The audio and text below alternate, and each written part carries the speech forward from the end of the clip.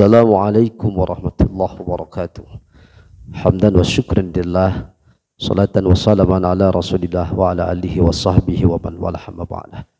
Segala puji bagi Allah, salawat ma'asalam bagi Rasulnya. Hadirin rahimana wa iyyakum ajma'in. Ada salah satu hadis, ada salah satu sahabat yang bertanya kepada Rasulullah sallallahu alaihi wasallam, ayul amali ahabbu ilallah? Ya Rasul, manakah amalan yang sangat dicintai oleh Allah Subhanahu wa taala? Lalu Rasul menjawab, qala as-salatu ala waqtiha. Rasul menjawab, salat pada waktunya. Hadirin rahimana wa iyyakum ajma'in. Memang salat menjadi salah satu barometer ibadah. Ketika salat bagus, insyaallah amalan yang lain pun akan ikut bagus. Tapi manakala salatnya jelek, maka amalan yang lain pun akan ikut jelek. Hadirin rahimana wa iyyakum ajma'in. Ketika ada hal semacam itu, kita harus, mindset kita ini harus bagus. Jangan, ya sudahlah kalau memang sholat ini yang paling bagus, berarti saya tidak sodakoh lah. Saya cukup sholat saja, sholat saya bagus, insya Allah saya sudah seperti sodakoh. Nah, ada orang yang berpikiran seperti itu. Ketika sholat seseorang baik, ketika sholat seseorang sempurna, maka insya Allah amalan-amalan yang lain pun akan langsung dia terapkan dengan sendiri tanpa dipaksa. Artinya apa? Ketika seseorang memang sholatnya sudah baik, maka insya Allah amalan-amalan yang lain akan dia kerjakan tanpa ada paksaan. Oleh karena itu, mari kita tegakkan rukun Islam yang nomor 2, as-salat ini. Jangan sampai terlalaikan. Terlebih, jangan sampai kalau memang tidak ada udzur, jangan dikerjakan di akhir-akhir waktu. Karena ketika ada orang yang mengerjakan sholat di akhir-akhir waktu, ini berbahaya.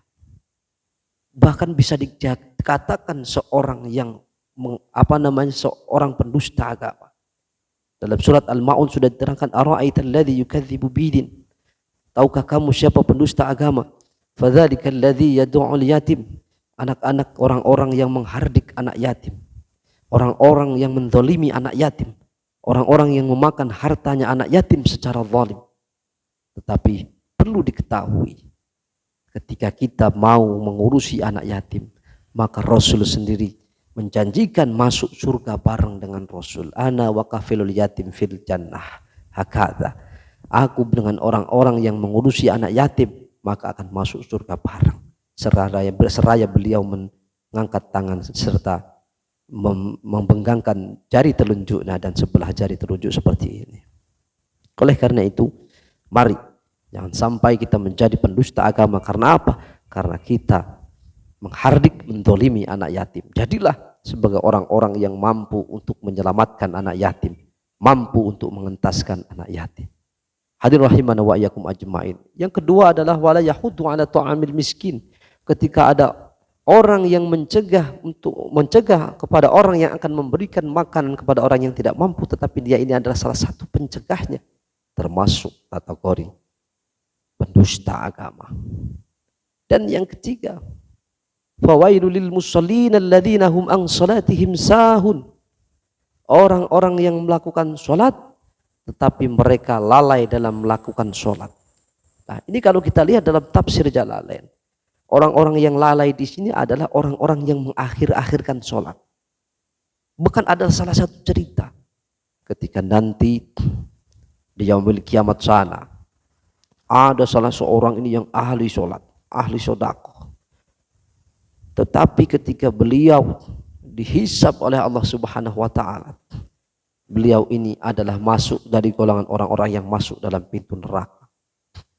Rambutnya ketika mau dibawa ke neraka ini, rambutnya diseret oleh malaikat. Sedangkan orang yang diseret ini sambil berteriak-teriak, malaikat, malaikat, kenapa engkau perlakukan aku seperti ini? Kenapa aku seret seperti ini?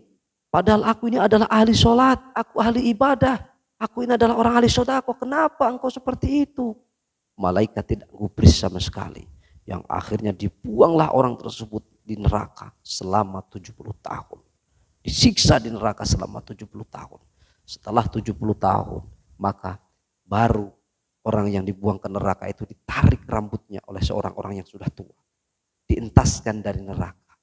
Ketika dientaskan dari neraka, bertanya orang tersebut yang dibuang di neraka tadi, wahai orang tua, siapakah engkau yang menyelamatkan aku dari neraka ini?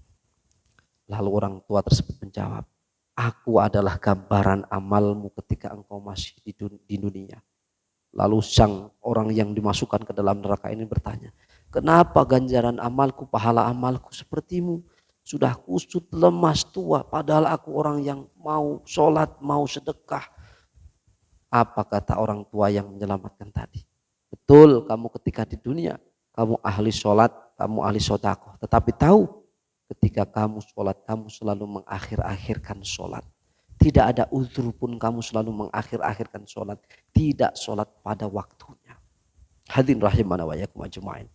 Coba kita bayangkan saja. Orang yang sholat saja. Orang yang sholat walaupun di akhir-akhirkan. Maka akan mendapatkan perlakuan seperti itu.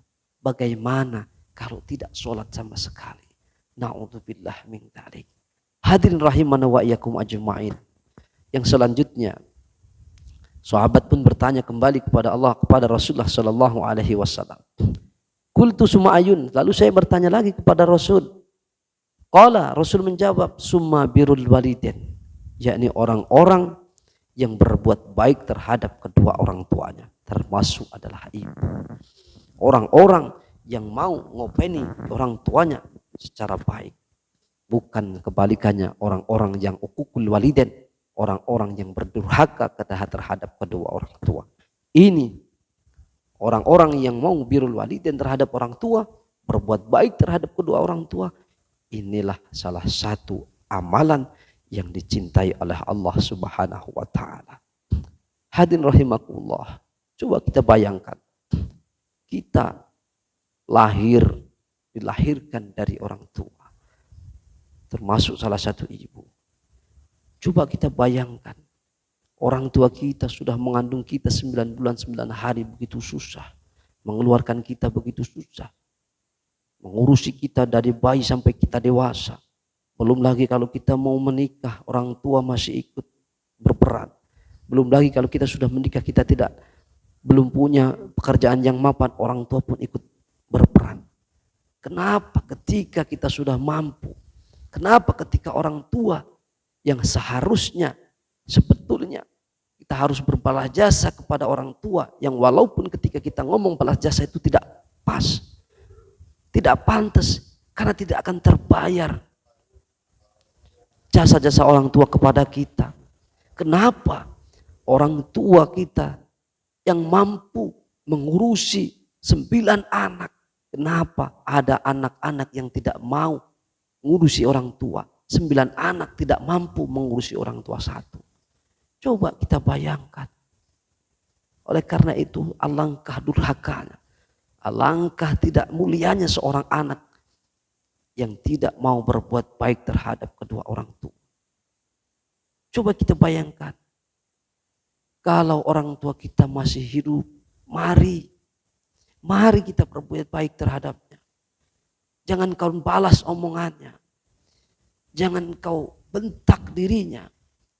Jangan kau durhakai dirinya. Berbuat baiklah kepadanya. Lalu ketika orang tua kita sudah tiada, maka doakanlah orang tua kita agar kita menjadi anak yang soleh. Hadirin rahimana wa iyyakum ajmain. Oleh karena itu, birrul walidain adalah salah satu amalan yang dicintai oleh Allah Subhanahu wa taala. Tapi sangat berat. Coba bayangkan kalau orang tua kita sudah tua, ini sudah berbeda. Pemikirannya sudah balik lagi seperti anak kecil. Kita harus ngomong lagi seperti anak kecil. Tapi kalau kita mau berpikir, inilah gambaran kita ketika kita waktu masih kecil. Sekarang kita ngopeni orang tua kita, ngopeni ibu kita seperti anak kecil. Itulah gambaran kita ketika kita dulu waktu kecil. Jadi harus kita pahami. Jangan ketika ada orang tua marah kita nesu.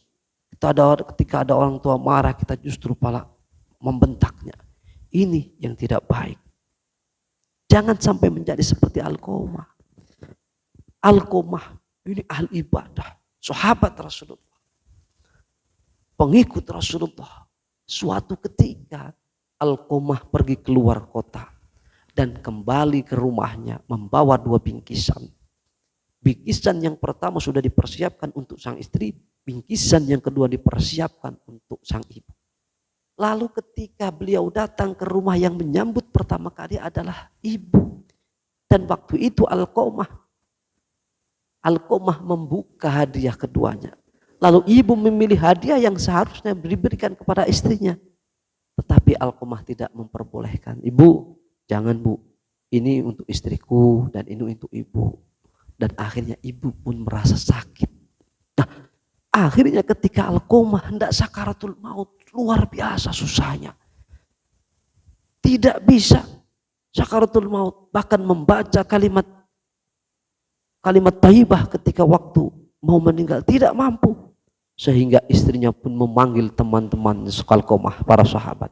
Sahabat, tolong Alqamah mau sedang mengalami sakaratul maut, tetapi dia tidak bisa kita bantu, dan sakaratul mautnya sangat lama sekali, kasihan saya tentang Alqamah. Lalu sahabat datang pun mengajari, menuntun, Alqamah pun tidak bisa. Sehingga sahabat yang lain pun memanggil Rasulullah Sallallahu Alaihi Wasallam. Wahai Rasul, Alqamah akan meninggal dunia, sekarang masih dalam keadaan sakaratul maut, tetapi Alqamah tidak bisa diajak mengucap kalimat thayyibah. Mohon Rasul untuk didoakan agar Alqamah bisa meninggal dalam husnul khotimah. Akhirnya Rasul pun datang ke tempat Alqamah. Ketika melihat keadaan Alqamah, lalu Rasul bertanya kepada sang istri, wahai istri Alqamah, kamu tahu Alqamah ini masih punya ibu atau tidak? Maka istri Alqamah pun terdiam. Ditanya yang kedua kalinya, istri Alqamah, kamu tahu tidak bahwa Alqamah ini masih mempunyai ibu? Tidak dijawab. Yang terakhir ditanya, wahai istri Alqamah, Rasul dengan nada yang tinggi, tahu nggak kalau Alqamah ini masih punya orang tua? Lalu istri Alqamah pun menjawab, masih ya Rasul. Sekarang di mana? Berada di desa sebelah Rasul. Baik, kalau gitu sahabatku, panggil ibu Alqamah, suruh datang ke sini, karena sekarang Alqamah masih dalam keadaan sakaratul maut, kata Rasulullah. Lalu sahabat pun datang menemui ibu Alqamah, ketemu, tetapi ibunya tidak mau diajak untuk pulang menemui Alqamah. Karena apa? Karena sudah sakit hati terhadap Alqamah. Akhirnya sahabat pun pulang. Rasul, ibu Alqamah tidak mau datang kemari. Kenapa? Karena ibu Alqamah ada sakit hati terhadap Alqamah. Bilang kepada ibu Alqamah, kata Rasul, kalau tidak mau datang kemari, maka anaknya Alqamah akan aku bakar agar biar cepat meninggal. Akhirnya sahabat pun datang ke tempat ibu Alqamah menceritakan, lalu ibunya pun ikut pulang. Ya sudah, saya pulang saja, jangan sampai dibakar anak saya. Saya tidak mau anak saya dibakar. Baiklah, saya pulang kalau gitu. Akhirnya ibunya pun pulang. Ditanya oleh Rasulullah Sallallahu Alaihi Wasallam, baik ibu Alqamah, maafkan Alqamah, maafkan atas segala dosa Alqamah kepadamu.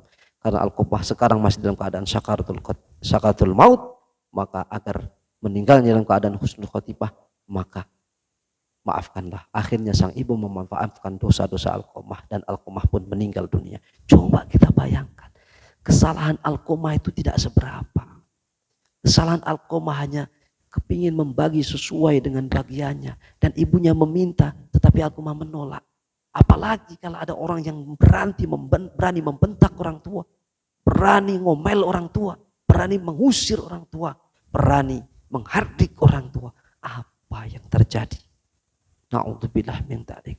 Oleh karena itu, mari ketika kita ingin mendapatkan amal-amaliyah, amal-amal yang dicintai oleh Allah, maka birrul walidainlah kepada orang tua kita. Suma ayun, lalu sahabat bertanya lagi, amalan apa lagi Rasul? Qala al-jihadu fisabilillah. Yang selanjutnya adalah jihad fisabilillah. Orang-orang yang mau meluhurkan, memperjuangkan agama Allah. Tetapi perlu diketahui, jihad zaman sekarang dengan jihad zaman dahulu beda. Kalau zaman dahulu jihad mengangkat perang dengan orang-orang kafir. Kalau sekarang jihad kita adalah dengan nafsu diri kita sendiri. Jihad kita adalah dengan nafsu kejelekan sendiri. Manakala kita mampu melawan, memerangi nafsu kita, maka insya Allah kita adalah termasuk orang-orang yang jihad. Oleh karena itu jangan sampai jadi manusia beribadah bukan karena Allah. Beribadah bukan karena Allah, beribadah karena manusia. Jangan sampai. Wong ibadah karena manusia. Benci dengan orang yang berada di dalam masjid, enggak mau ke masjid. Benci berada orang yang berada di musola, enggak mau ke musola. Benci terhadap jamaah-jamaah yasinan, salah satu orang enggak mau yasinan. Benci kepada jamaah pengajian, salah satu dari mereka tidak mau pengajian. Nah, ini adalah ibadahnya bukan karena Allah, tetapi ibadahnya karena manusia. Dan ini harus segera diperangi. Agar apa? Agar kita menjadi salah satu orang yang mendapatkan rahmat dan ridho dari Allah Subhanahu wa taala. Kurang lebihnya mohon maaf. Wallahu muwaffiq ila aqwamit thoriq. Assalamualaikum warahmatullahi wabarakatuh.